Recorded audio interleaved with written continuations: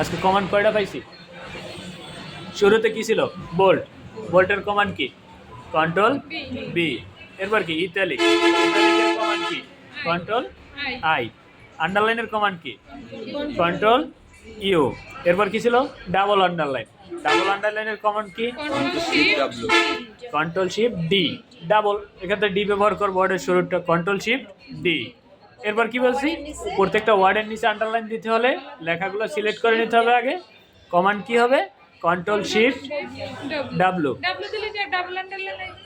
না, ডাব্লু তো ওয়ার্ড, ডিতে ডাবল। প্রত্যেকটা ওয়ার্ড বুঝাইছে কি দিয়া? ডাব্লু দিয়া। আর ডাবল আন্ডারলাইন বুঝাইছে ডি দিয়া।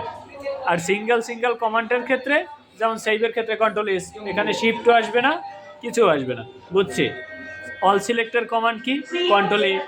এই লেখাটা অল সিলেক্ট মাউস দিয়ে করছি না, আমরা সমস্ত লেখা যদি অল সিলেক্ট করতে চাই সেক্ষেত্রে কিবোর্ড থেকে যদি আমরা কন্ট্রোল এ দিই, দেখেন কন্ট্রোল এ, এখানে যতগুলো আমার লেখা আছে একে থেকে তো সিলেক্ট হয়ে গেছে, মাউস কিন্তু লাগে নাই। বুঝতে দিতে পারছি? কন্ট্রোল এ, সব সিলেক্টের জন্য কন্ট্রোল এ।